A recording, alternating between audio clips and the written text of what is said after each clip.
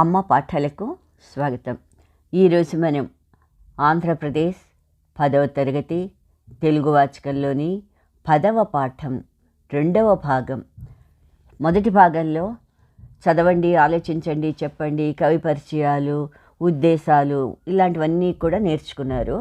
ఈ 2వ భాగంలో పాఠం గురించి తెలుసుకుందాం. కన్యాశుల్కం 2వ భాగం, ద్వితీయాంకం అన్నమాట. నాటకాలన్నీ కూడా అంకాలుగా విభజించడం జరుగుతుంది. అందుకని కన్యాశుల్కంలో ఇది 2వ భాగం, అంటే 2వ అంకం అన్నమాట. దాంట్లో స్టార్టింగ్ సన్నివేశం, మొదటి సన్నివేశం ఎక్కడది అంటే స్థలం కృష్ణరాయపురం అగ్రహారం. అక్కడ అగ్నిహోత్రావధాని ఇల్లు. కృష్ణరాయపురం అగ్రహారం అన్నాడు కదా. అగ్రహారము అంటే ఎక్కువగా బ్రాహ్మలు ఉండేటటువంటి ప్రాంతాన్ని అగ్రహారాలు అనేవారు ఒకప్పుడు. అలాగే అగ్నిహోత్రావధానులు అన్నప్పుడు అవధాని అనే ఎవరిని అనేవారంటే వేదాలు చదువుకున్న వాళ్ళందరూ కూడా అవధానుల కింద పిలిచేవారు. ఈయన పేరు అగ్నిహోత్రుడు. ఆ వేదాలు చదువుకోవడంతో అగ్నిహోత్రావధానులు అయ్యాడు ఈయన. అందుకని అగ్నిహోత్రావధానుల యొక్క ఇల్లు అది. తెర ఓపెన్ చేసేటప్పటికి ఉన్న సన్నివేశం ఏమిటంటే అగ్నిహోత్రావధాని ఇంట్లో అగ్నిహోత్రావధానులు ధన్యం వడుకుతుంటే ఆ కర్కటక శాస్త్రులు ఏమో పేలు చూపించుకుంటున్నాడు శిష్యుడి చేత. భార్య వెంకమ్మేమో కూర తరుగుతోంది. అది అక్కడ ఉన్నటువంటి సన్నివేశం. ఇప్పుడు అక్కడ వెంకమ్మ మాట్లాడుతుంది. నిన్నటి నుంచి కిస్మిసి సెలవులని కుర్రవాడు ఉత్తరం రాశాడు. వాళ్ళ కొడుకు పేరు వెంకటేశం అనమాట. వాళ్ళ కొడుకు నిన్నటి నుంచి అమ్మ మాకు కిస్మిసి సెలవులు అంటే క్రిస్మస్ సెలవులు అని చెప్పి కుర్రాడు ఉత్తరం రాశాడట. ఎన్నాళ్ళైందో వాడిని చూసి కళ్ళు కాయలు కాసిపోయినాయి, గడియో రావాలి అంటోంది. అంటే కళ్ళు కాయలు కాసిపోయాయి అంటే ఎక్కువగా వాడి గురించి ఎదురు చూసి ఉన్నాను, ఇంకిప్పుడో కాసేపు నాకడం రావాలి నా కొడుకు అని వెంకమ్మ అనుకుంటోంది, కొడుకు గురించి ఎదురు చూస్తూ. అప్పుడు అగ్నిహోత్రావధాని భర్త అయినటువంటి అగ్నిహోత్రావధాని అంటున్నాడు, ఎందుకు ఒట్టినే వగచడం, ఎందుకు ఎలా బాధపడతావు? వద్దు అంటుంటే ఇంగ్లీష్ చదువులో పెట్టావు. నీ వద్దన్నా కూడా నువ్వు ఇంగ్లీష్ చదువులు చదివించడానికి వాడిని పంపించావు. మెరక పొలం శిస్తంతా వాడి కింద పోతోంది. మెరక పొలంలో ఉండేటటువంటి ఆదాయం అంతా కూడా చదువు కిందే ఖర్చు అయిపోతుంది. క్రిందటేడు పరీక్ష ఫెయిల్ అయిపోయాడు వాడు. ఈ ఏడాది ఏం చేశాడో ఏమో మనకి తెలియదు. మనకి ఇంగ్లీష్ చదువు వచ్చి రాదని ఎంతగా చెప్పినా నువ్వు విన్నావా? పోరు చెప్పినా విన్నావు కాదు, అంటే ఎంతగా చెప్పినా విన్నావు కాదు. వాళ్ళ పెద్దన్న ఉన్నాడు, పెద్దన్న పేరు దిబ్బావధానులు. మా పెద్దన్న దిబ్బావధానులు కొడుకు ఇంగ్లీషు చదువుకు పార్వతీపురం పంపించేసరికి ఊష్టం వచ్చి 3 రోజుల్లో కొట్టేసింది. వాళ్ళ పెద్దన్న కొడుకుని పార్వతీపురం ఇంగ్లీష్ చదువు గురించి పంపించిన 3 రోజులకే జ్వరం వచ్చి అతను చనిపోవడం జరిగింది. అంటే వాళ్ళ అన్న కొడుకు చనిపోయాడు. ఇంకా బుచ్చమ్మి అని ఆమె ఉంది. ఆమె కొడుక్కి ఇంగ్లీష్ చదువు చెప్పిద్దాం అనుకుంటుండగానే చచ్చినంత ఖయాలా అయ్యింది. ఇంగ్లీష్ చదువు పంపిద్దామా అని అనుకుంటేనే ఈ లోపలనే ఆమె దివాళా తీయడం జరిగింది. భర్త అన్న మాటలకి వెంకమ్మ అంటోంది, మీరెప్పుడు ఇలాంటి ఒఘాయిత్తం మాటలే ఉంచారు. డబ్బు ఖర్చు అయిపోతుందని మీకు బెంగ. మొన్న మన కళ్ళ ఎదుట మన వాకిట్లో జుత్తు విరబోసుకు గోటిక్కాయలాడిన నేమాని వారి కుర్రాడికి మునసబ్బి అయింది కదూ. మీరెప్పుడు కూడా ఇలాంటి ఒఘాయిత్తం మాటలే ఉంచారు అంటే అంటూ ఉంటారు. ఎప్పుడు ఇలాంటి నిష్ఠురం మాటలే మాటూ ఉంటారు. డబ్బు ఖర్చు అయిపోతుందని మీకు బెంగ, లేకపోతే ఏమిటి? మొన్నటిదాకా మన కళ్ళ ఎదుట మన వాకిట్లో జుత్తు విరబోసుకుని గోటిక్కాయలు ఆడుకుంటూ ఉండే నేమాని వాళ్ళ అబ్బాయి ఉన్నాడుగా, వాడిప్పుడు ఏమైపోయాడు? మునసబ్బి అయ్యాడు ఇంగ్లీష్ చదువు చదివి అంది. దానికి అగ్నిహోత్రావధానులు అంటున్నాడు, మన వెధవాయికి చదువు వచ్చిందేం కనపడదు, కానీ పుస్తకాల కింద జీతం కింద ఇక 4 ఏళ్ళు అయ్యేసరికి మన భూమి కడతేరిపోతుంది. ఆ పైన చెప్పా దప్పా పట్టుకు బయలుదేరాలి. నిమ్మళంగా ఇంటి దగ్గర ఉంటే ఈ పాటికి 4 కష్టాలు చెప్పేద్దును, వద్దంటుంటే ఈ ఇంగ్లీష్ చదువులో పెట్టావు అన్నాడు. ఏం పెద్ద చదువుకుంటున్నట్టుగా నాకేం అనిపించటం లేదు. వాడి పుస్తకాల కింద జీతం కింద బాగానే ఖర్చు అవుతుంది. ఇంకా 4 ఏళ్ళు ఇలాగే మనం ఇంగ్లీష్ చదువులను కూర్చుంటే మన భూమి అంతా కూడా అమ్ముకోవాల్సి వస్తుంది. భూమి అమ్ముకున్నాక మనం ఏం చేయాలి? చిప్పాదప్పా పట్టుకుని ముష్టడుక్కోవాల్సింది. హాయిగా వాడి ఇంటి దగ్గరే ఉంటే ఈ పాటికి 4 కష్టాలు చెప్పేదును, అంటే 4 అష్టకాలు చెప్పుదును నేను. వద్దన్నా కూడా ఇక్కడ కాదని చెప్పి ఇంగ్లీష్ చదువులు కానీ వాడిని పంపించేశావు అన్నాడు అగ్నిహోత్రావధాని. దాని వెంకమ్మ ఏమంటుంది, మన వాడుకో మునసీబీ అయినా పోలీసు పైన అయితే రుణాలిచ్చి ఈ అగ్రహారం భూములన్నీ కొనేస్తాడు. ఏడాదికో 100 రూపాయలు ఖర్చు పెట్టడానికి ఇంత ముందు వెనక చూస్తున్నారు. మీలాగే వాడు జంజాలు వడుక్కుంటూ బతకాలని ఉందా ఏమిషి? మీకంత భారవం తోస్తే మా వాళ్ళు నాకు పసుపు కుంకానికి ఇచ్చిన భూమి అమ్మేసి కుర్రాడికి చదువు చెప్పిస్తాను. కోపం వచ్చింది వెంకమ్మకు. అందుకే ఏమంటుంది ఆమె, మన వాడికి మున్సబ్ ఉద్యోగం వచ్చినా లేదా పోలీసుగా వాడు జాయిన్ అయినా కూడా వాడే ఎదుటి వాడికి అప్పులు ఇచ్చే పరిస్థితిలో ఉంటాడు. వాడు ఈ అగ్రహారంలో ఉండే భూములన్నీ కూడా మనవాడే కొనేస్తాడు.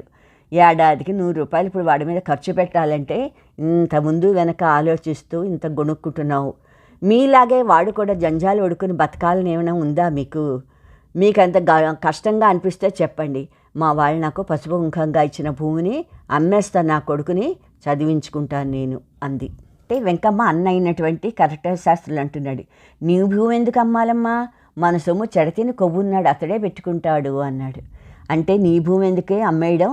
మన సొమ్ము అంతానే తింటున్నాడు మీ ఆయన, అందుకే కొవ్వు పట్టున్నాడు, అంటే బలిసున్నాడు, అతనే పెట్టుకుంటాడులే, నువ్వేం పట్టించుకోకు అన్నాడు.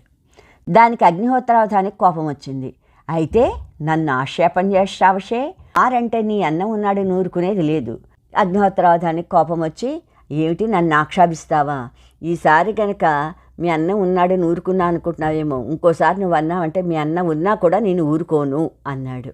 ఈ లోపలనే కొడుకు వెంకటేశం వాళ్ళ టీచర్ అయినటువంటి గిరీశం ఇద్దరు కూడా ఇంట్లోకి వచ్చారు.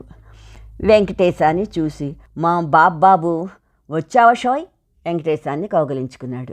వెంకటేశం లోపలికి రాగానే మా బాబు వచ్చావుటో అని చెప్పి వెంకటేశాన్ని కౌగిలించుకున్నారు. అగ్నిహోత్రావధాని అంటున్నాడు, వెధవాయా ఈ మారైనా పాస్ అయినావా అనగానే వెంకటేశం తలబోయి చూశాడు. ఏరా ఇప్పుడైనా పాస్ అయ్యావా లేదా అనగానే ఈసారి కూడా ఫెయిల్ అయ్యాడు కనుక వెంకటేశం ఏం చెప్పాలో వాళ్ళ నాన్నకు అర్థం కాక తెల్లబోయి చూస్తున్నాడు. వెంకటేశం ఎప్పుడైతే తెల్లబోయి చూస్తున్నాడో వాళ్ళ టీచర్ ఉన్నాడు కదా గిరీశం, ఆ టీచర్ ఏమన్నాడు, పాస్ అయినాడండి, ఫస్ట్గా పాస్ అయినాడు, నేను చాలా శ్రమపడి చదువు చెప్పానండి అన్నాడు వెంకటేశం టీచర్ అయినటువంటి గిరీశం. ఏం లేదండి, మీ వాడు పాస్ అయ్యాడు, ఫస్ట్ క్లాస్లో పాస్ అయ్యాడు, నేనే కష్టపడి మీ వాడికి చదువు చెప్పాను అని. గిరీశం ఇలా అనగానే అగ్నిహోత్రావధాని అంటున్నాడు, వీడెవడోయ్ అని. వీడెవడు అని అడగగానే గిరీశం అంటున్నాడు, డామ్ ఇట్ టెల్ మ్యాన్ అన్నాడు. ఏమిటి ఇలా అడుగుతున్నాడు, నువ్వు చెప్పు నేనెవరినో అన్నాడు. అలా అనగానే అగ్నిహోత్రావధాని అంటున్నాడు, మాన్లో ఉంచాను చావు, గోబాల్ కొడతా అన్నాడు. ఏమిటి మాన్ అంటావా? అంటే నేను మాన్లా కనిపిస్తున్నానా, చెట్టులా కనిపిస్తున్నానా నీకు? నువ్వు ఇలా మాట్లాడావంటే నీ గోప పగల కొడతానని చెప్పి అగ్నిహోత్రావధాని కోపం తెచ్చుకున్నాడు అనమాట గిరీశం మీద. దానికి వెంకటేశం వణికిపోతూ వాళ్ళ అమ్మకేసి చూస్తూ, అమ్మా ఈయనే నేను నాకు చదువు చెప్పే మాస్టారు అని చెప్పాడు తల్లితో. వెంకటేశం మామ కరటక శాస్త్రి, ఇంటికి పెద్ద మనిషి వస్తే అపృచ్చపు మాటలు మాట్లాడతావేంటి బావా? ఆయన ఏదో కురవాడితే ఇంగ్లీషు మాట అంటుంటే పుచ్చకాయల దొంగంటే భుజాలు తడుకున్నట్టు నీ మీద పెట్టుకుంటావేం అని అంటుండగానే బండివాడు సామాన్లు తీసుకొచ్చాడు, లోపల పెట్టాడు. ఈ బావమరిది అయినటువంటి కరటక శాస్త్రి అంటున్నాడు అగ్నిహోత్రావధానులతో, ఇంటికి ఒక పెద్ద మనిషి వచ్చాడు, వస్తే నువ్వు ఇలాంటి అపృచ్చపు మాటలు మాట్లాడతావేమిటి? ఇలాంటి అపృచ్చపు మాటలు అంటే ఏమిటి? ఇలాంటి చెడ్డ మాటలు మాట్లాడతావేంటి? వచ్చిన ఆయనతో మంచిగా మాట్లాడాల్సిన పోయి ఇలా చెడ్డగా మాట్లాడతావేంటి? ఆయన ఏదో కుర్రాడితో ఇంగ్లీషు మాట అంటే నువ్వు పుచ్చకాయలు దొంగంటే భుజాలు తడుకున్నట్టుగా నువ్వు ఇలా నీ మీద పెట్టుకుంటావేంటి అసలు అని చెప్పి వాళ్ళ బావని కసురుకున్నట్టుగా మాట్లాడాడు కరటక శాస్త్రి. అప్పుడు గిరీశం అంటున్నాడు కరటక శాస్త్రితోటి, ఎందుకు కరటక శాస్త్రి ఇప్పుడు గిరీశం వైపు మాట్లాడాడు కదా, అందుకని గిరీశం ఏం చేశాడంటే కరటక శాస్త్రితోటి, తమ బావగారా అగ్నిహోత్రావధానులు గారు, నన్ను తమరు ఎరక్కపోవచ్చు కానీ డిప్యూటీ కలెక్టర్ గారింటి తమరు వచ్చేటప్పుడు నేను వారి పిల్లలు చదువు చెప్తూ ఉండేవాడిని అన్నాడు. గిరీశం కరటక శాస్త్రితోటి, ఏంటండి ఈయన మీ బావగారా, అగ్నిహోత్రావధానులు గారు ఆయనెవరో మీకు తెలియపోవచ్చేమో కానీ మీరు ఆ డిప్యూటీ కలెక్టర్ గారి ఇంటికి వచ్చినప్పుడు నేను వాళ్ళ పిల్లలకు చదువు చెప్తూ ఉండేవాడిని, నేను మిమ్మల్ని చూశాను అన్నాడు గిరీశం. ఇక్కడ కన్యాశుల్కం నాటకం ప్రదర్శన జరుగుతోంది. గిరీశం ఈయన అగ్నిహోత్రావధానులు, వెంకటేశం తల్లి వెంకమ్మ, ఇక్కడ కరటక శాస్త్రి శిష్యుడును, అందరూ నాటకం చూస్తున్నారు. ఇక్కడ బ్యూటీ కలెక్టరు మిమ్మల్ని చాలా మెచ్చుకునేవాడండి అని ఐస్గా మాట్లాడాడు. దాంతో కరటక శాస్త్రి సంతోషపడిపోయి, అవును మీ ముఖం చూసిన జ్ఞాపకం ఉంది, డిప్యూటీ కలెక్టర్ గారు మా దొడ్డ ప్రభు అన్నాడు. ఇలా ఎప్పుడైతే ఐస్ చేసినట్టుగా మాట్లాడాడో గిరీశం, కర్కటే శాస్త్రి ఏమన్నాడు, అవునవును నిజమే, డిప్యూటీ కలెక్టర్ గారు చాలా గొప్ప ఆయన, నేను అక్కడికి వచ్చిన మిమ్మల్ని చూసినట్టుగా నాకు జ్ఞాపకంగా వస్తోంది అన్నాడు. దానికి గిరీశం అంటున్నాడు, మీలాంటి చప్పన భాషలో వచ్చిన మనిషి ఎక్కడా లేడని, సంస్కృతం మంచినీళ్ల ప్రవాహంలా తమరు మాట్లాడతారని, తమలాంటి విదూషకుడిని ఇక్కడ ఎక్కడా చూడలేదని డిప్యూటీ కలెక్టర్ గారు సెలవిస్తూ ఉండేవారు. కవితారసం ఆయనలా గ్రహించేవారేరి, నా కవిత్వం అంటే ఆయన చెవి కోసుకుంటారు, మహారాజా వారి దర్శనం కూడా నాకు చేయించారండి అన్నాడు గిరీశం. అంటే మీలాంటి చప్పన భాషలో వచ్చిన మనిషి ఎక్కడా లేడని, అంటే మీలా చాలా భాషలు వచ్చిన మనిషి ఎక్కడా లేడని, మీరు సంస్కృతాన్ని చాలా ఈజీగా మంచినీళ్ళ ప్రవాహాల్లో మాట్లాడతారు, అంటే చాలా సులువుగా మాట్లాడతారని, తమలాంటి విదూషకుణ్ణి, తమలాంటి హాస్యాస్పదంగా మాట్లాడే మనిషిని ఎక్కడా చూడలేదని డిప్యూటీ కలెక్టర్ గారు అంటూ ఉంటారు. ఉండేటటువంటి కవిత్వాన్ని, పాండిత్యాన్ని ఆయన మెచ్చుకుంటూ ఉంటారు. నా కవిత్వం అంటే కూడా ఆయన చెవి కోసుకుంటారండి డిప్యూటీ కలెక్టర్ గారు, మహారాజా వారి దర్శనం కూడా నాకు చేయించారండి అన్నాడు గిరీశం. ఈ మాటలు మాట్లాడుతుంటే అగ్నిహోత్రావధానికి మండిపోతోంది. ఎందుకు? గిరీశం ఇప్పుడు కర్కటే శాస్త్రి ఒక్కలా అయిపోతున్నారు. ఒకటైపోతుండని చూసేటప్పటికి అగ్నిహోత్రావధానికి మండిపోయింది. దుమదుమలాడిపోయాడు, అంటే కోపం తెచ్చుకున్నాడు, చిరుబురులాడిపోయాడు అనమాట. ఈ శశభిషలు నాకేం పనికిరావు, ఇతడి వైఖరి చూస్తే ఇక్కడే బస వేసేటట్టు బలపడుతుంది, మా ఇంట్లో భోజనం ఇంత మాత్రం వీలు పడదు అన్నాడు. అంటే కోపం వచ్చేసింది అగ్నిహోత్రావధానులకి. ఈ శశభిషలు నాకేం పనికిరావు అన్నాడు. శశభిషలు అంటే ఇలా గొప్పగా మాట్లాడుకుంటున్నారు కదా, ఇలాంటి గొప్ప మాటలు నాకేం అక్కర్లేదు అన్నాడు. ఇతడి వైఖరి చూస్తుంటే, అంటే గిరీశం వైఖరి చూస్తే ఇక్కడే ఉండిపోయేటట్టుగా ఉన్నాడు, ఇక్కడే భోజనం చేస్తాడేమో, మా ఇంట్లో భోజనం పెట్టడం మాత్రం ఎంత మాత్రం వీలు పడదు అని గట్టిగా మాట్లాడాడు అగ్నిహోత్రావధానులు. వెంకమ్మ అంటోంది, ఆయన మాటలు గణించకు బాబు, ఆయన మోస్తారు అది, మీ దయవల్ల మా వాడుకో ముక్కబితే మీ మేలు మర్చిపోము, ఆయన మాటలు పట్టించుకోకయ్యా, మా ఆయన తీరే అంతా మీ దయవల్ల మా వాడికి కాస్త చదువు వస్తే చాలు అని వెంకమ్మ అంటోంది గిరీశంతో. అప్పుడు గిరీశం అంటున్నాడు, అందుకు అభ్యంతరం ఏమిటమ్మా, మీ వాడి సెలవుల్లో చదువు చెప్పమని ఎంతో బతిమలాడుకుంటే పోనీ అని పనికొచ్చే కుర్రాడు కదా అని వచ్చాను, కానీ పట్టల్లో మున్సబు గారింట భోజనం చేయదని వచ్చానా, వారిచ్చే డబ్బు చేయదని వచ్చానా అమ్మా అన్నాడు. అలాగే సరే అమ్మా, నాకు అన్నట్టుగా నాకేం అభ్యంతరం లేదు, మీ వాడు సెలవులో చదువు చెప్పండి టీచర్ అని అంటే బతిమలాడితే వచ్చాను నేను ఇక్కడికి, పోలే పైకి వస్తాడు పిల్లాడు, వాడికి చదువు చెప్తే బాగుంటుందని వచ్చానే, కానీ పట్టణంలో మున్సబు గారింట్లో భోజనం చేయడాని, వారు ఇచ్చే డబ్బు చేదని రాలేదు. హాయిగా మున్సబు గారు అక్కడ నన్ను వాళ్ళ ఇంట్లోనే అట్టే పెట్టుకుని వాళ్ళ పిల్లలు చదువు చెప్పిస్తున్నారు, అందుకని నేను అవన్నీ చేయదని ఇక్కడికి రాలేదు అన్నాడు గిరీశం. వెంకమ్మ అంటోంది, ఈ చదువుల కోసమని పిల్లల్ని వదులుకుని ఉండడం, వాడు పరాయి ఊళ్ళో సమధమాలు పడుతూ ఉండడం, నా ప్రాణాలు ఎప్పుడూ అక్కడే ఉంటాయి. డబ్బంటే ఎన్నడూ వెనక చూడలేదు కదా, మేం కనడం మట్టుకు కన్నాం, మీరే వాడికి తల్లి తండ్రిను ఎలా కడుపులో పెట్టుకు పెంచుతారో మీదే భారం. ఏమంటోంది ఆమె, ఈ చదువుల గురించే పిల్లాన్ని దూరంగా పంపించాల్సి వచ్చింది, వాడిని వదిలిపెట్టి ఉండాల్సి వస్తోంది. వాడు పాపం పరాయి ఊళ్ళో సమ్మదమ్మాలు పడుతున్నాడు, వాడు సమ్మదమ్మాలు పడుతున్నాడు అంటే ఎంతో కష్టపడి అక్కడ ఉంటున్నాడు. ఈ కష్టాలు అవన్నీ పడుతూ వాడు అక్కడే ఉండడం మాకు బాధగానే ఉంది, మా ప్రాణం ఎప్పుడూ నా కొడుకు మీదే ఉంటుంది. డబ్బు గురించి అయితే ఎప్పుడు వెనక చూడలేదు, మేము ఎప్పుడంటే అప్పుడు డబ్బు కావాలన్నప్పుడల్లా పంపిస్తున్నాం. మేము కనడం అయితే కన్నాం, కానీ మీరే వాడికి తల్లి తండ్రి అయ్యి ఎలా కడుపులో పెట్టి పెంచుతారో మీదే భారం. అంటే వాడు తప్పులు ఏమైనా చేస్తే క్షమించి వాడికి చదువు చెప్పే బాధ్యత మీదే అని చెప్పింది వెంకమ్మ అన్నమాట గిరీశంతో. అప్పుడు గిరీశ్ ఏమన్నాడు, ఆయన తమరింత దూరం సెలవియ్యాలమ్మా, అంటే మీరు ఇంత మాట మాట్లాడాలా, నా మంచి చెడ్డలు మీ కుర్రాడిని అడగండి, మీ కుర్రాడే చెప్తాడు. మున్సబ్ గారు డిప్యూటీ కలెక్టర్ గారు ఎన్నిక చేసిన మనిషిని నేను, మున్సబ్ గారు డిప్యూటీ కలెక్టర్ గారు వాళ్ళ పిల్లల గురించి చదువు చెప్పమని నన్నే ఎన్నుకున్నారు, నా మాట నేనే చెప్పుకోవాలా, అంటే నా గొప్పలు నేను చెప్పుకున్నట్టు అవుతుంది, ఇంతెందుకు ఇంకొక 3 ఏళ్ళు నా తర్ఫీదులో ఉంచితే నెలలో వరుసగా పోలీసు పరీక్ష పాస్ అయి చేయిస్తాను. నా దగ్గర ఇంకొక 3 ఏళ్ళు మీ వాడి కనుక చదువుకుంటే క్రిమినల్లో వరుసగా పోలీసు పరీక్ష పాస్ చేయిస్తాను, అంటే వాడి చేత ఈ ఐపీసీ కోడ్ ఆఫ్ క్రిమినల్ ఆ ప్రొసీజర్ అంతా వాడికి నేర్పించి వాడు కూడా పోలీసు పరీక్ష పాస్ అయ్యేటట్టుగా నేను చూస్తాను అన్నాడు. అంటే అగ్నిహోత్రావధానులు అంటున్నాడు, 3 ఏళ్ళే, ఈ సంవత్సరం పుస్తకాలకి ఎంత అవుతుందిరా అబ్బి అన్నాడు. అయ్య బాబు ఇంకా 3 ఏళ్ళు చదవాలా, 3 ఏళ్ళు చదవాలంటే ఇప్పుడు ఈ ఏడాది పుస్తకాలకే ఎంత అవుతుందిరా అని అడిగాడు కొడుకుని అగ్నిహోత్రావధానులు. దాని వెంకటేశం అంటున్నాడు, 15 రూపాయలు అవుతుంది అన్నాడు భయపడుతూ. అగ్నిహోత్రావధానులు ఏమన్నాడు తండ్రి మళ్ళా, ఒక్క దమ్మిడి ఇవ్వను నేను, వీళ్ళిద్దరూ కూడి 6 రూపాయలు పంచుకు తినేటట్టు కనపడుతోంది. నేను వేదం 82 పన్నాలు ఒక దమ్మిడి పుస్తకాల ఖర్చు లేకుండా చదువుకున్నాను, ఇదంతా టోపీ వ్యవహారాల్లా కనపడుతోంది అన్నాడు అగ్నిహోత్రావధానులు.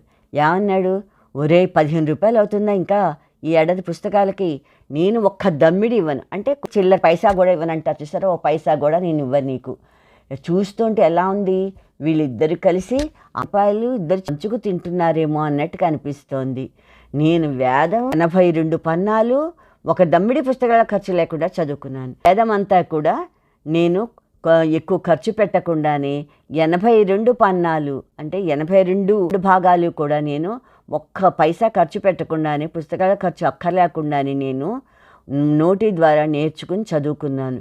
వీళ్ళ మాటలు చూస్తుంటే నన్ను ఏదో మోసం చేస్తున్నట్టు కనిపిస్తోంది వీళ్ళ వ్యవహారం, నేను పైసా ఇవ్వను ఇంకా అన్నాడు తండ్రి అయినటువంటి అగ్నిహోత్రావధానులు వెంకటేశంతో. దానికి అక్కడ కరటక శాస్త్రి ఏం చేస్తాడు, నవ్వాడు. కోట్లకు విలువైన మాట అన్నావు బావా, కోట్లకు విలువ చేసే మాట అన్నావు నువ్వు.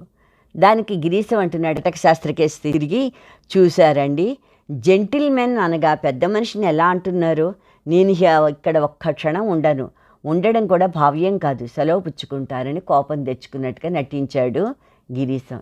ఏమన్నాడు, చూసారా మీ బావగారు నన్ను ఏమంటున్నారు, నేనేమో జెంటిల్మెన్ అంటే నేను చాలా పెద్ద మనిషిని, అలాంటి నన్ను మీ బావగారు ఎలా మాట్లాడుతున్నారో చూడండి, నేను మీ మేనల్లుడు ఇద్దరు డబ్బులు పంచుకునే వాళ్ళ కనిపిస్తున్నాను, నేను మోసం చేసేవాళ్ళగా భావిస్తున్నారు మీ బావగారు, అందుకని నేను ఇంకెక్కడ ఉండకూడదు, నేను వెళ్ళిపోతాను అనేసి మాట్లాడాడు గిరీశం. వెంకమ్మ ఏమంటోంది వెంటనే, చాలా బాగానే ఉంది, ఇంటికి ఎవరొచ్చినా నాకు ఇదే భయం, ఆయన మాటలకు ఎక్కడికి బాబు, వెళ్ళిపోకండి అని మొత్తుకుంది వెంకమ్మ. వెంకటేశం తల్లి ఏమంది, భర్త అంటున్న మాటలు వినగానే, ఈ గిరీశం వెళ్ళిపోతాను అనగానే, చాలండి, ఇంటికి ఎవరొచ్చినా నాకు ఇదే భయం, ఈయన ఇలాంటి మాటలే మాట్లాడతారు, అందుకని మీరు కోపం తెచ్చుకు వెళ్ళిపోకండి అని చెప్పి గిరీశంతో అంటోంది వెంకమ్మ అన్నమాట. దానికి కరటక శాస్త్రి ఏమన్నాడు, అగ్నిహోత్రావధానులు కుర్రవాడికి రవ్వంత చదువు చెప్పించడానికి ఇంత ముందు వెనుక చూస్తున్నావు, బుచ్చమ్మ నమ్మిన 1500 రూపాయలను ఏం చేస్తావు అని అడిగాడు. అంటే బావగారిని ఉద్దేశించి ఈ కరటక శాస్త్రి అంటున్నాడు, ఏమని, అగ్నిహోత్రావధానులు కుర్రవాడికి రవ్వంత చదువు చెప్పించాలంటే ఇంత వెనక ముందు చూస్తున్నావే, ఒక పైసా ఖర్చు పెట్టాలని ఇంత ఆలోచిస్తున్నావు కదా, నీ కూతురు నమ్మావుక బుచ్చమ్మని, ఆ అమ్మినప్పుడు ఎంత వచ్చింది నీకు, కన్యాశుల్కం 1500 రూపాయలు వచ్చింది, ఆ 1500 రూపాయలు ఏం చేసావు బావా నువ్వు అని అన్నాడు కరటక శాస్త్రి. గిరీష్ వెంటనే, అంటే ఈ టీచర్ అంటున్నాడు, సేల్స్ గర్ల్స్ డామ్ ఇట్ అన్నాడు. ఏంటో అమ్మాయి నమ్మేశారా, ఇదేమిటిది అని మాట్లాడాడు టీచర్ అయినటువంటి గిరీశం. ఆ మాట అనగానే అగ్నిహోత్రావధానులకి కోపం వచ్చింది. ప్రతివాడు అమ్మనమ్మ వంచుంచాడు, కూరగాయలు షోయి అమ్మడానికి 6 రూపాయలు పుచ్చుకోకపోతే మొగుడు చచ్చాడు కదా, దాని గతి ఏమై ఉండును. అగ్నిహోత్రావధానులకు కోపం వచ్చింది.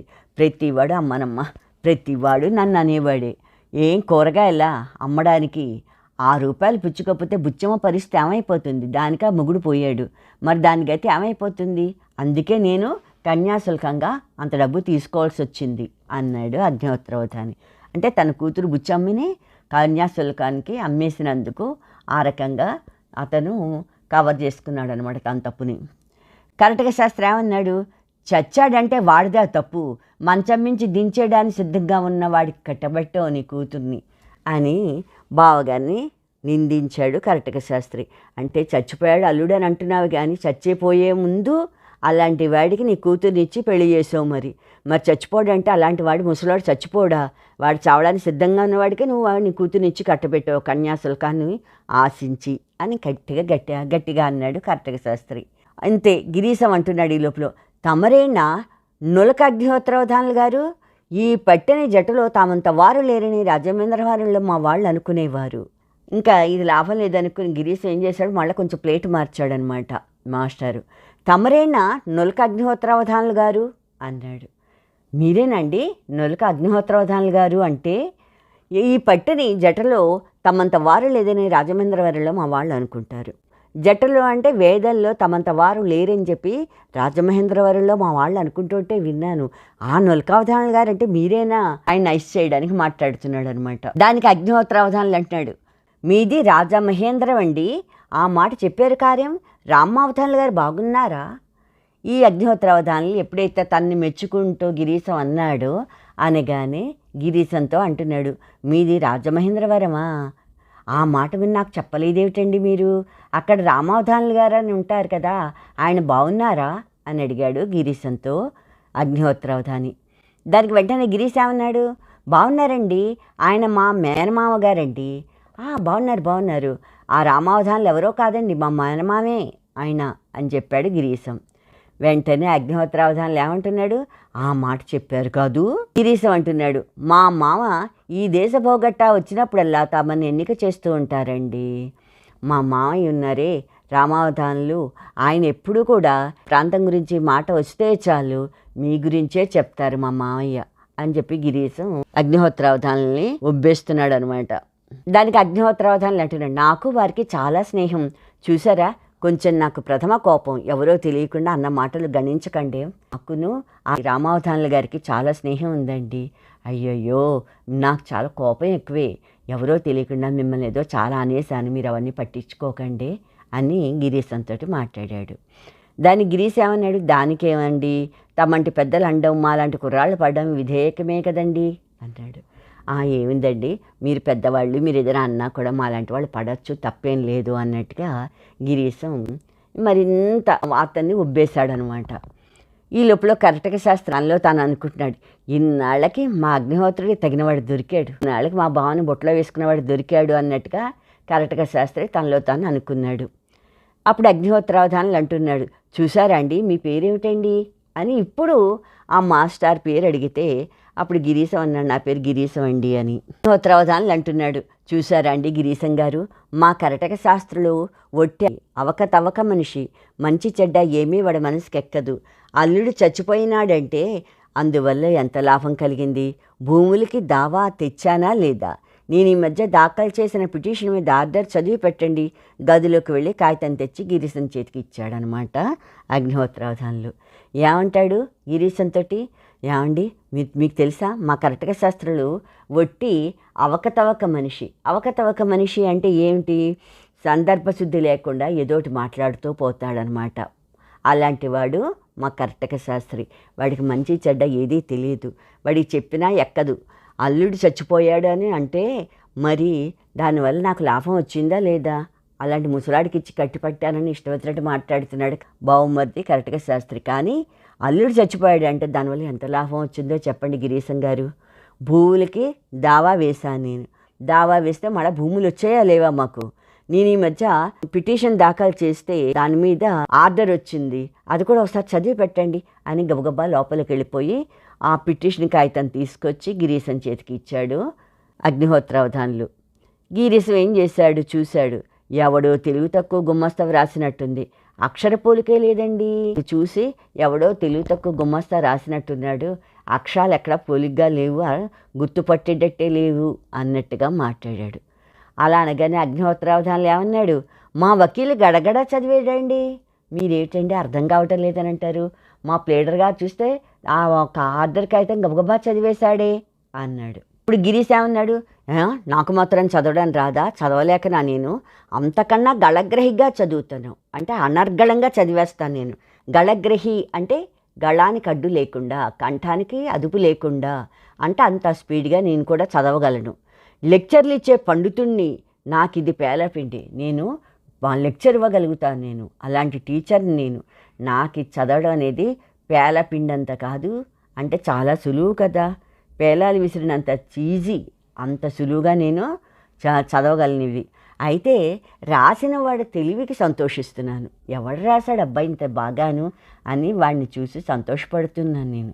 ఇది అరటిపండు విప్పినట్టు తర్జుమా చేసి దాఖలు చేయమని సెలవా, ఓకే చెప్పండి, దీన్ని అరటిపండు ఎంత సులువుగా ఒలుస్తామో అంత సులువుగా నేను దాన్ని మళ్ళీ మీకు అనువాదం చేసి చూపించమంటారా, అక్షరంగా కావాలా మీకు చెప్పండి, నాకు రాక కాదు, మీకు కావాలంటే వెంటనే నేను అనువాదం చేసి మీకు చూపిస్తాను నేను అన్నాడు. అగ్నిహోత్రావధానులు ఏమన్నాడు దానికి, పైకి మాత్రం అంతకంటేనా అన్నాడు, మనసులో ఏమనుకున్నాడు, డబ్బు ఖర్చు లేకుండా ఇవన్నీ కూడా నేను తర్జుమా చేయించేసుకోవచ్చు, అనువాదం చేయించేసుకోవచ్చు అనుకున్నాడు. గిరీష్ ఏమంటున్నాడు, ఇంకా ఇంగ్లీష్ కాగితాలు ఏమైనా ఉంటే తీసుకొచ్చి నాకు పడేయండి, తర్జుమా చేసి పెట్టేస్తాను నేను సులువుగా అన్నాడు. అగ్నిహోత్రావధానులేమో అట్లాగే అంటే అలాగే అన్నాడు. కొడుకు ఇంగ్లీష్లో మాట్లాడితే చూడాలి అనే ఉత్సాహంతో వెంకమ్మ ఏమంటోంది, మా అబ్బాయి మీరు ఒక పర్యాయం ఇంగ్లీష్లో మాట్లాడండి బాబు అని గిరీశాన్ని అడిగింది. గిరీష్ ఏమన్నాడు, అలాగే అయిందమ్మా, దానికేంది అలాగే మాట్లాడతాం అని మై డియర్ వెంకటేశ్వర అని చెప్పేసి ఈ twinkle twinkle little star how I wonder what you are అని ఒక పద్యాన్ని చదివాడు. దానికి వెంకటేశ్వర ఏమన్నాడు, there is a white man in the tent అని వాడికి నోటికి వచ్చింది, వాడు చెప్పేశాడు. ఈ ఆడుతున్న మాటలకు అర్థం ఏమిటండి అంటే ఆడుతున్న మాటలకు అర్థం ఏమిటండి అని అడిగాడు అగ్నిహోత్రావధాని. దాన్ని గిరీశ ఏమంటున్నాడు, ఈ సెలవుల్లో ఏ ప్రకారంగా చదువుకోవాలి అదంతా మేము మాట్లాడుకున్నామండి, నేను ఇంక ఇతర వాళ్ళకి ఇంగ్లీష్ రాదు కదా, ఈ అగ్నిహోత్రావధానులకి వెంకటశాస్త్రి వీళ్ళు ఎవరికి ఇంగ్లీష్ తెలియదు కదా, అందుకని వాళ్ళు మాట్లాడిన మాటలకి ఎలా సెలవుల్లో ఎలా చదవాలో అది వెంకటేశానితోటి మాట్లాడాట గిరీశం. అలా అని చెప్పాడు. దానికి కర్తక శాస్త్రి ఏమన్నాడు, అబ్బి ఓ తెలుగు పద్యం చదవరా అని మేనల్ని అడిగాడు.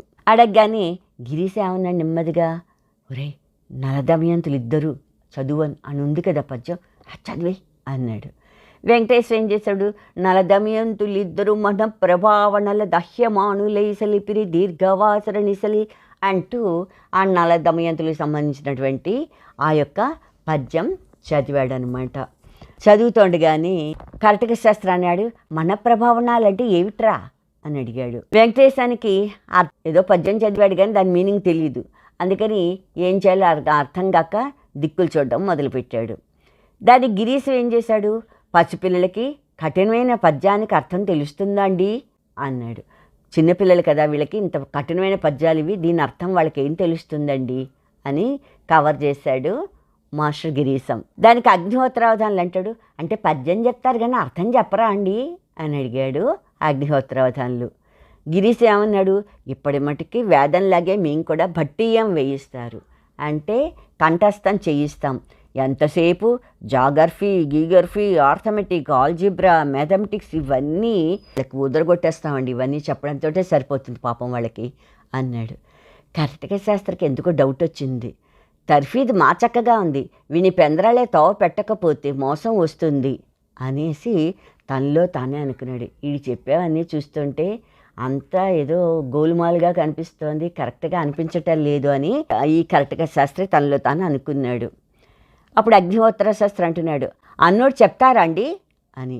అప్పుడు గిరీశ్ ఏమన్నాడు, మరేమనుకున్నారు, మీ కుర్రాళ్ళగా చదువుకునేవాడికి ఒక నిమిషమైనా తెరిపి ఉండదు, అన్నీ చెప్పేస్తారా, అన్నీ ఒకసారి చెప్పేస్తారా అని అడిగాడు అగ్నిహోత్రావధానులు. అప్పుడు గిరీశ్ ఏమన్నాడు, మాస్టారు ఏమనుకున్నారండి, మీ కుర్రాళ్ళలాగా చదువుకునేవాడికి ఒక్క నిమిషం కూడా మా వాళ్ళకి తీరికుండదండి మా పిల్లలకి అని. అంతే, తండ్రికి సంతోషం వచ్చేసింది అగ్నిహోత్రావధానులకి. అదిగో చదువు అంటే అట్లాగే చదువుకోవాలి, గోటికాయ ఆడకుండా మా వాడిని ఖాయిదా చేస్తే ఎంత చదివైనా వస్తుంది. సంతోషపడిపోయాడు అగ్నిహోత్రావధానులు. అవును అవును, చదువు అంటే అలాగే చదువుకోవాలి, ఎప్పుడు చూసినా గోటికాయలు ఆడుతూ ఉంటారు పిల్లలు, అలా ఆడుకోకుండా మా వాడిని చదువులో ఇలాగే కట్టిపడేస్తే మా ఎంతైనా చదివేసుకోవచ్చు, చదువు వచ్చేస్తుంది అనుకుని సంతోషపడ్డాడు అగ్నిహోత్రావధానులు. దానికి గిరీశ అన్నాడు, నా దగ్గర గోటికాయలు గీటికాయలు పనికిరావండోయ్, పుస్తకాన్ని చేత పడితే వేళకి పుస్తకం అంటుకుపోవాలి, అలా చదివిస్తానండి అని కోతలు కోసేస్తాడు గిరీశం. అవును, నా దగ్గర గోటికాయలు అవన్నీ గీటికాయలు ఇలాంటివన్నీ ఆడతానంటే నేను ఒప్పుకోను, పుస్తకం తీసి చదవడం మొదలుపెట్టాడంటే ఆ పుస్తకం చేతికి అంటుకుపోవాలి, అలా గంటలు గంటలు మీ పిల్లల చేత పుస్తకాలు చదివించేస్తాను నేను అని చెప్పాడు గిరీశం. అలా అనగానే అగ్నిహోత్రావధానులు అంటున్నాడు, అలా చేస్తే మా వాడికి చదువు వచ్చి అన్ని పరీక్షలు పాస్ అవుతాడా అండి, మా వాడికి డబ్బు ఖర్చు లేకుండానే పెళ్ళే సాధనం కూడా తటస్థించిందండి అన్నాడు.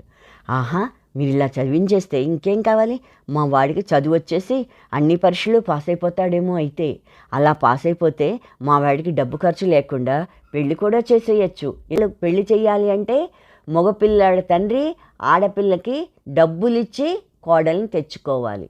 ఇప్పుడు వరకట్నంలాగా అప్పుడు కన్యాశుల్కం ఉండేది, ఇప్పుడు మగపిల్లాడికి డబ్బులు ఇచ్చి అల్లుని తెచ్చుకుంటున్నారు. అప్పటి రోజుల్లో ఆడపిల్లకి డబ్బు ఇచ్చి కన్యని కొనుక్కునేవారు, అంటే కన్యని వాళ్ళు ఇంటికి కోడలుగా తెచ్చుకునేవారు. అందుకని ఇప్పుడు కొడుక్కి డబ్బు ఖర్చు పెట్టక్కర్లేకుండా పెళ్లి కూడా చేసేయచ్చు అనుకుని సంతోషపడిపోతున్నాడు అగ్నిహోత్రావధానులు. వెంకమ్మ అంటోంది భార్య, మీ నైజం కొద్దీ చిర్రు కొనరు మంచారు కానీ మీకు మాత్రం అబ్బీల మీద ప్రేమ లేదా ఏమిషి? ఆ పట్టణంలో గొట్టాలమ్మ వచ్చినప్పుడు ఎంతో బెంగబెట్టుకుని అబ్బిని సెలవర్జీ సాసేపు వెళ్ళిపో అని రమ్మన్నారు కారా? చదువు చెప్పించక పెళ్ళి చేయక తీరుతుందా ఏమిషి అంది వెంకమ్మ. మీ బుద్ధి అలాంటిది కనుక ఎప్పుడు చూసినా చిరుబురు అన్నట్టుగా మాట్లాడుతూ కోపంతో మాట్లాడతారు కానీ మీకు కూడా మన వాడి మీద ప్రేమ లేదేమిటి? మీకు కూడా చాలా ప్రేమ ఉంది మీ కొడుకంటే. పట్టణంలో గొట్టాలమ్మ వచ్చినప్పుడు అంటే కలరా వచ్చింది. ఆ కలరా వచ్చిందని తెలియగానే చాలా భయపడిపోయారు. పట్టణంలో కలరా వచ్చిందని తెలిసినప్పుడు మీరు చాలా బెంగ పెట్టేసుకుని పిల్లాడికి సెలవులు పెట్టేసి వచ్చేయరా అని అన్నారా లేదా? మీకు పిల్లాడంటే ప్రేమ ఉందండి. చదువు చెప్పించక పెళ్ళి చేయక తీరుతుందా? ఎలా అయినా చదువు చెప్పించాల్సిందే, పెళ్ళి చేయాల్సిందే అంది భార్య అయినటువంటి వెంకమ్మ. ఈ కరెక్ట్గా శాస్త్రులు అంటున్నారు, డబ్బు ఖర్చు లేకుండా కొడుకు పెళ్ళి చేస్తావుష్టోయ్ బావా, ఆడపిల్లల్ని నమ్మినట్టే అనుకున్నావా ఏమిషి? 1500 పోస్తేనే కానీ అబ్బికి పిల్లనివ్వరు. ఏమిటేమిటి బావా, డబ్బు ఖర్చు లేకుండా కొడుకు పెళ్లి చేసేద్దాం అనుకుంటున్నావా? ఆడపిల్లల్ని నమ్మినట్టే కొడుకు కూడా ఈజీగా అయిపోతుంది అనుకుంటున్నావా పెళ్ళి? ఆడపిల్లల విషయంలో కన్యాశుల్కంగా 1500 ఎలా అయితే తీసుకున్నావో ఇప్పుడు ఇంకో కోడల్ని తెచ్చుకోవాలన్నా కూడా మళ్ళీ 1500 ఇస్తేనే కానీ నీ కొడుకు పెళ్ళవ్వదు, పిల్లని ఎవరు ఇవ్వరు అని చెప్పి కర్ణాటక శాస్త్రులు అగ్నిహోత్రావధానాన్ని ఏడిపిస్తూ అన్నాడు. అగ్నిహోత్రావధానాలు ఏమన్నాడు? మా బావుమరిదన్న మాటకి డబ్బు ఖర్చు లేకుండా ఈ వెంకటేశానికి పెళ్ళి ఎలా చేస్తాను నువ్వే చూడు. రామచంద్రాపురం అగ్రహారంలో లుబ్ధావధానులు గారని ఆయన ఉన్నారు, నీకు తెలుసా అన్నాడు. నాకు తెలీదు అన్నాడు కర్ణాటక శాస్త్రి. అగ్నిహోత్రావధానులు అంటున్నాడు, ఆయన లక్షాధికారి. 1800కి సుబ్బిని అడగడానికి వచ్చారు. అంటే సుబ్బిని చిన్నపిల్లకు కూడా 1800 ఇచ్చి ఆయనకి పెళ్లి చేసేద్దామనుకుంటున్నాడు. ఉభయ ఖర్చులు కూడా లుబ్ధావధానులే పెడతారంట. పెళ్ళి కూడా చాలా గొప్పగా చేస్తారట. మనం పిల్లని తీసుకెళ్ళి వాళ్ళ ఇంటికి వెళ్ళి పెళ్లి చేస్తే మనకి తట్టుబడి అయ్యే ఉండదు. 1800 పెట్టి వెంకటికి పెళ్లి చేసేస్తాను. కన్యాశుల్కంగా 1800 ఇస్తా అన్నారు చిన్న కూతురి విషయంలో. లుబ్ధావధానులు రామచంద్రాపురానికి మన వచ్చేయమని చెప్పాడు. వస్తే లుబ్ధావధానులు మనకి 1800 ఇచ్చి మన చిన్నపిల్లని పెళ్లి చేసుకుంటానని అన్నాడు. అన్ని ఖర్చులు ఆయనే పెట్టుకుంటా అన్నాడు. అందుకని మనకేం ఖర్చు అంటూ ఏముండదు. 1800 మనకు వస్తాయి గనక ఆ 1800 పెట్టి వెంకటేశానికి పెళ్లి చేసేస్తాను నేను అని అగ్నిహోత్రావధానులు గొప్పగా చెప్పాడు. అంతే. వెంకమ్మ వింది ఆ మాట. విని ఏమంది? పెళ్ళికొడుకు ఎన్నేళ్ళు అని అడిగింది భర్తని. అగ్నిహోత్రావధానులు ఏమన్నాడు? ఎన్నేళ్ళైతే ఏమిటి, 45 ఉంటాయేమో అన్నాడు. ఆ గిరీశం ఏమన్నాడు? లుబ్ధావధానులు మా పెద్దల్లి కొడుకండి, తమతో సంబంధం అంటే మాకు సంతోషమే కానివ్వండి, ఆయనకు 60 ఏళ్ళు దాటాయండి అన్నాడు మాస్టర్ గిరీశం. లుబ్ధావధానులు కూడా ఈయనకి తెలుసున్నాయనే గిరీశానికి. ఆయన ఏమవుతాడు అంటే ఈయనకి పెద్దమ్మ కొడుకు అన్నమాట. మా మీతో సంబంధం చేసుకోవడం అంటే మాకు సంతోషంగానే ఉంది, కానీ ఆయనకి 40 ఏళ్ళు అనుకుంటున్నారేమో, కాదు 60 ఏళ్ళు దాటిపోయాయి ఆయనకి. ఆయనకి మీ చిన్న కూతుర్ని ఇస్తా అన్నారు కదా అన్నాడు గిరీశం. వెంటనే ఈ బావమరిది కరెక్ట్గా శాస్త్రం అంటున్నాడు, బావా ఈ సంబంధం చేసి నీ కొంపకి అగ్గెట్టేస్తానన్నాడు. కోపం వచ్చేసింది. పెద్ద కూతురికి పెళ్లి చేశాడు, సులాడికిచ్చి వాడి పెళ్ళి అవగానే వాడు చచ్చాడు, కూతురు ఇంట్లో ఉంది. ఇప్పుడు రెండో పిల్లకి 60 ఏళ్ళు దాటిన వాడిని ఇచ్చి పెళ్లి చేస్తానంటున్నాడు బావ. కోపం వచ్చేసింది కరెక్ట్గా శాస్త్రికి. బావా ఈ సంబంధం చేసావనుకో నీ కొంప తగలబెట్టేస్తాను, అగ్గెట్టేస్తానంటే తగలబెట్టేస్తాను నేను అన్నాడు కోపంతో. దానికి అగ్నిహోత్రావధానుడు ఏమన్నాడు? ప్రతివాడు తిండిపోతులా నా ఇంట చేరి నన్ననేవాళ్లే, తాంబోలు ఇచ్చేశాను, ఇక తన్నుకు చావండి అని చెప్పి లోపలికి వెళ్ళిపోయాడు అగ్నిహోత్రావధానులు. ప్రతివాడు నా ఇంటిపోతులా నా ఇంటి మీద పడి తింటున్నారు, తిరిగి నన్నే అంటున్నారు, మీరు ఏమైనా కొట్టుకు చావండి, ఆల్రెడీ తాంబోలాలు ఇచ్చేసాను, ఇక మీరు తన్నుకు చచ్చినా సరే నేనేం చేయలేనని వెళ్ళిపోయాడు అగ్నిహోత్రావధానులు లోపలికి. తాంబోలు ఇచ్చేసాను, తన్నుకు చావండి అంటే ఇంక అయిపోయింది, ఇంకేం చెయ్యలేరు ఎవరు అన్నట్టుగా చెప్పడం అన్నమాట. వెంకమ్మ ఏమంది? అన్నయ్య ఈ సంబంధం చేస్తే నేను నుయ్యో గొయ్యో చూసుకుంటాను, పెద్దదాన్ని రొమ్ము మీద కుంపట్లా భరిస్తూనే ఉన్నాం, నేను బతికి బాగుండాలంటే ఈ సంబంధం తప్పించు. ఇంకంతే. తల్లికి బాధ వచ్చేసింది వెంకమ్మకి. ఏమంటోంది అన్నయ్యతోటి కర్ణాటక శాస్త్రితోటి? అన్నయ్య ఈ సంబంధం చేస్తే నేను ఏ నుయ్యో గుయ్యో చూసుకుంటానంటే నేను చచ్చిపోతాను, పెద్దదానికి ఇలాగే ముసలాడికి ఇచ్చి పెళ్లి చేసి రొమ్ము మీద కుంపట్ల దాన్ని తీసుకొచ్చి ఇంట్లో పెట్టుకున్నాం మనం. నేను బతికి బాగుండాలి అనుకున్నట్టయితే ఈ చిన్నమ్మాయి సంబంధం నువ్వు ఎలాగైనా సరే తప్పించేసేయి అని చెప్పి మొత్తుకుంది. దానికి కర్టక శాస్త్రి ఏమన్నాడు, గట్టి అసాధ్యం తెచ్చిపెట్టావే, ఏమీ పాల్పోకుండా ఉంది. నువ్వు ఈ సంబంధము చేస్తానని మా బావ అంటున్నాడు, చేస్తా చేస్తానని నువ్వు అంటున్నావు. మీరిద్దరి కలిసి నాకు ఒక కష్టమైనటువంటి పని తీసుకొచ్చి పెట్టారు, నాకేం చేయాలో కూడా అర్థం కావటం లేదు అన్నాడు. దాని గిరీశం అంటున్నాడు, అమ్మా మీరు ఎందుకు అలా విచారిస్తారు, అవధానులు గారు సావకాశంగా ఉన్నప్పుడు లెక్చర్ ఇచ్చి మనసు మళ్ళీ ఇస్తాను అన్నాడు. మీరెందుకండి బాధపడకండి, అగ్నిహోత్ర అవధానులు గారు ఎప్పుడైనా కాస్త తీరిగ్గా ఉన్నప్పుడు ఆయనతో నేను మాట్లాడి ఆయన మనసు మారేటట్టుగా నేను చేస్తాను అన్నాడు మాస్టర్ గిరీశం. మేమంది, బాబు అతడు మీ మేనత్త కొడుకైతే మీ కాళ్ళు పట్టుకుంటాను, మీరు వెళ్ళి ఆయన మనసు మళ్ళిస్తారు, నా చర్మం చెప్పులు కుట్టిస్తాను నేను అంది. ఈయన అలాగే వెండి కానీ భర్త, మీరు వెళ్ళి మీ యొక్క అత్తమ్మ కొడుకే అన్నారు కనుక మీరు వెళ్ళిపోయి ఆయనకే చెప్పండి, ఆ పెళ్లి కొడుకే చెప్పండి, మీ కాళ్ళు పట్టుకుంటాను, వెళ్ళి ఆయన మనసు మళ్ళించండి, నా చర్మం చెప్పులు కుట్టిస్తాను అంటే ఎక్కువ కృతజ్ఞత చూపిస్తాను మీకు అని చెప్పి ప్రాధేయపడింది వెంకమ్మ. కర్టక శాస్త్రి ఏం చేశాడు, అమ్మి నేను ఉపాయం చెప్తాను నిల్లారా అని చెప్పేసి చెల్లెల్ని తీసుకుని లోపలికి వెళ్ళిపోతాడు. ఇంకా తర్వాత జరిగిన కథ ఏమిటి అంటే, రెండో కూతురుని చేసుకోవాలంటే 1800 కన్యాశుల్కంగా ఇస్తున్నాడు లుబ్ధావధానులు. అందుకని ఏం చేశాడు కర్టక శాస్త్రి, తన శిష్యుడికి ఆడవేషం వేసి అంతకంటే చాలా తక్కువ డబ్బుకి ఆ ముహూర్తానికంటే ముందుగానే వాళ్ళ ఊరు చేరిపోయి లుబ్ధావధానుల గారి కర్టక శాస్త్రి శిష్యుడికి ఇచ్చి పెళ్లి చేసేసాడు. ముహూర్తం నాటికి అగ్నిహోత్రావధానులు ఏం చేశాడు, పెళ్లి కెడితే చాలు పిల్లని తీసుకుని అన్నీ వాళ్లే ఖర్చు పెట్టుకుంటారు అని చెప్పేసి అనుకున్నాడు కదా అగ్నిహోత్రావధానులు. అలాగే పెళ్లి టైంకి అగ్నిహోత్రావధానులు కూతుర్ని పెళ్ళాన్ని వీళ్ళని తీసుకుని అక్కడికి వెళ్ళాడు. వేరే సంబంధం చేసుకున్నాడు అప్పటికే లుబ్ధావధానులు. అది చూడగానే కోపం వచ్చేసి లుబ్ధావధానుల్ని చేసుకుంటాడంటే కొట్టాడనమాట. ఇలా గొడవలు పడుతున్నప్పుడు అగ్నిహోత్రావధానులు ఏం చేశాడు, నిన్ను కోర్టుకి ఈడుస్తాను అని చెప్పి లుబ్ధావధానుల మీద కోర్టు కేసు పెట్టాడు. పెళ్లి సంబంధాలు కుదర్చడం తప్పించడంలో కీలక పాత్ర పోషించాడు రామప్ప పంతులు అనే ఒక మీడియేటర్. ఈ పెళ్లిలో మధురవాణి కంటే రామప్ప పంతులు తెచ్చి దొంగ పెళ్లి కూతురికి పెట్టిస్తాడు. ఈ మధురవాణి అనే ఒక వేశ్య ఉంది, ఆ వేశ్య దగ్గరికి వెళ్తూ ఉంటాడు ఈ రామప్ప పంతులు అనే ఆయన. అందుకని ఏం చేశాడు, ఈ పెళ్లి కూతుర్ని కొంచెం కంటే అవన్నీ పెట్టి చేసి కొంచెం ఇదిగా చూపిస్తే లుబ్ధావధానులు పెళ్లి కొప్పుకుంటాడనే ఆశతోటి ఈ మధురవాణి దగ్గర నుంచి కంటే అంటే మెడకి టైట్గా పెట్టుకునేటటువంటి ఒక ఆభరణం అన్నమాట. ఆ మధురవాణిని అడిగి ఆ కంటె తీసుకొచ్చి ఈ కర్టక శాస్త్రి శిష్యుడికి ఆడవేషం వేసి పెళ్లి చేస్తున్నారుగా పెళ్లి కూతురులాగా, ఆ దొంగ పెళ్లి కూతురికి పెట్టాడనమాట.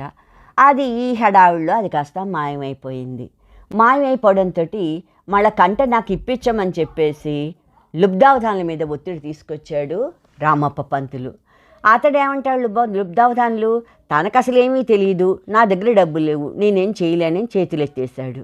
కంటె తెస్తే తప్ప రామప్ప పంతుల్ని ఇంటికి రానివ్వనంది ఈ వేసి అయినటువంటి మధురవాణి.